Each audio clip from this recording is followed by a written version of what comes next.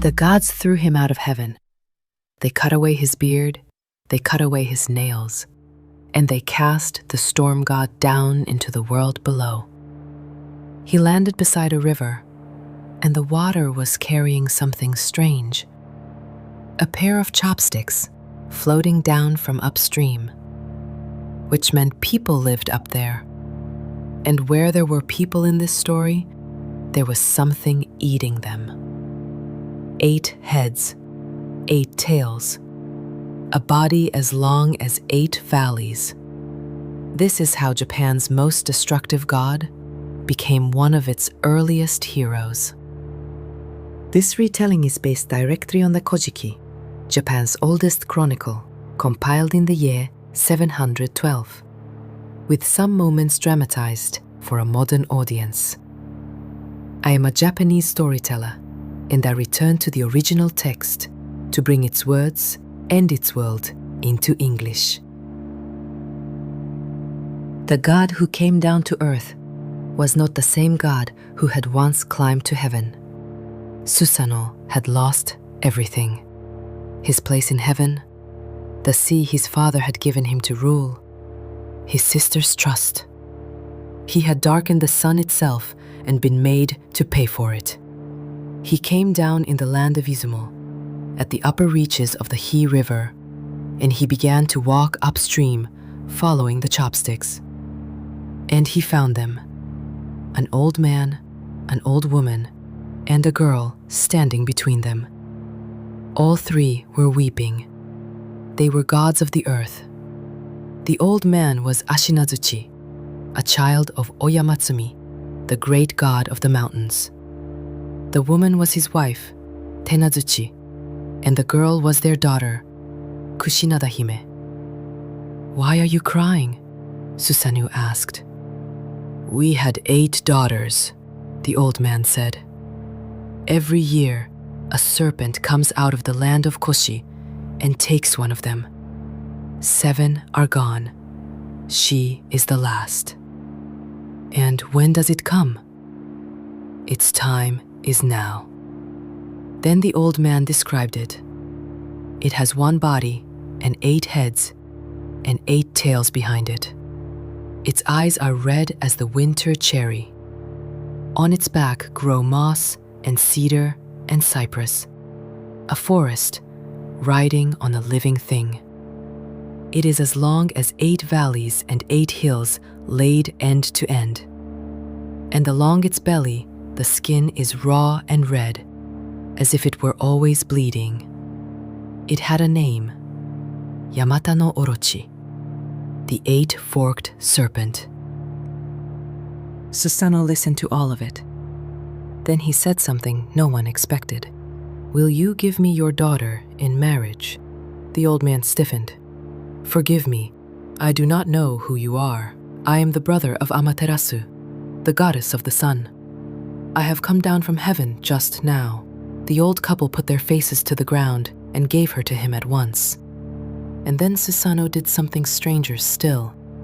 He took the girl he had just been given, and he turned her into a comb, a sacred comb, close-toothed. He pushed it into the hair at the side of his head, and there she stayed, hidden in the hair of a storm. Then he gave his orders. "Brew sake, not ordinary sake. Brew it and brew it again, 8 times over, until it is thick and strong enough to put a mountain to sleep. It is not for a feast. It is bait. Build a fence and cut 8 gates into it. At each gate, set a platform. On each platform, set a vat. Fill all 8 of them to the rim. And then, wait." They did exactly as he said. The 8 gates stood open. The 8 vats sat cooling in the dusk, and the smell of them hung sweet and heavy over the valley. Then the mountain began to move.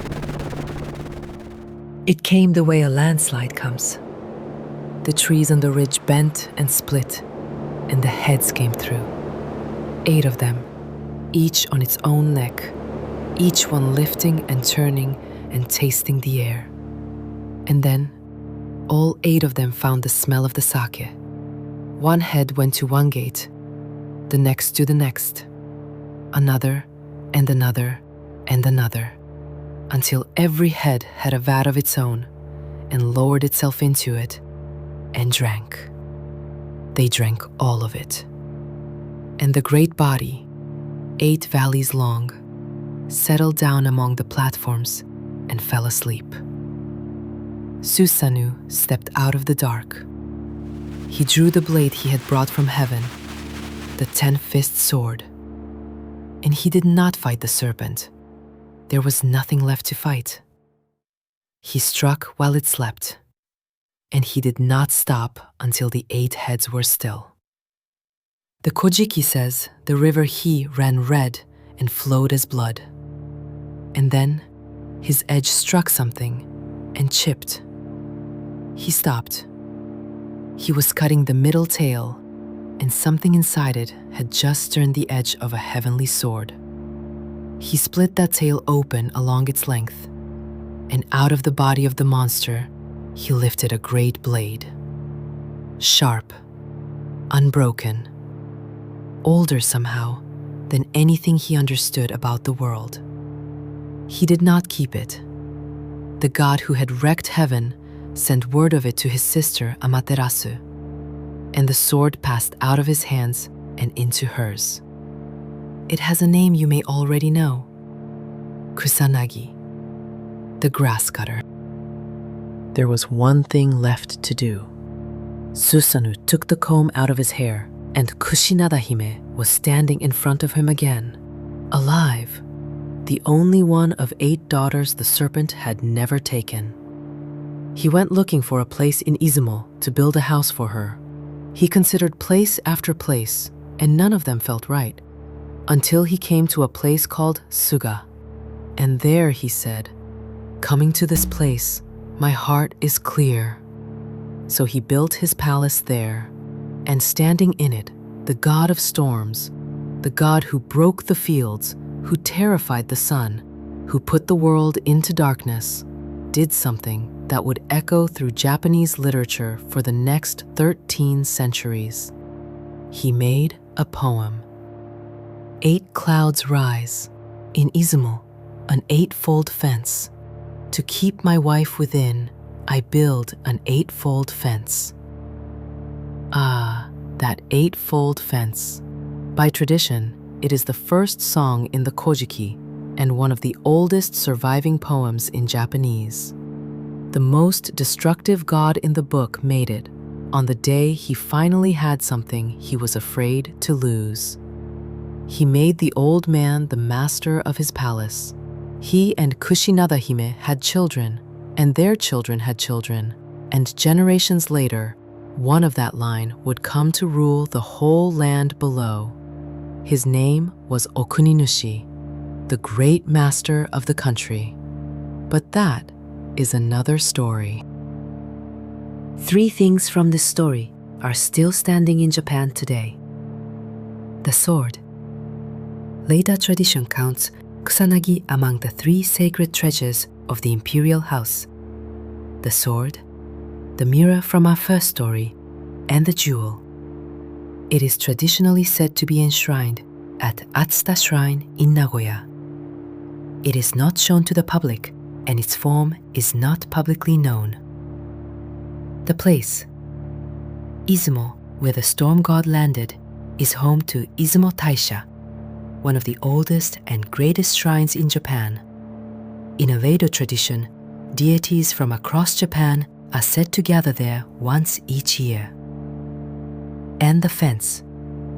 Yaegaki, the 8-fold fence from that poem, is the name of a shrine in Izumo where Susanoo and Kushinada-hime are honored together. People still go there to pray for a marriage. 13 centuries later, the storm god is who you ask about love. And that is what I love about this story, reading it in the original. Japanese myth did not throw its worst god away. It took everything from him, dropped him into the dark, and then let him be the one who saves the girl. If you want these stories the way Japan has told them for 1300 years, subscribe. Next time, we leave the gods for the yokai, a woman made of snow, a promise, and the one thing a man was told never to say.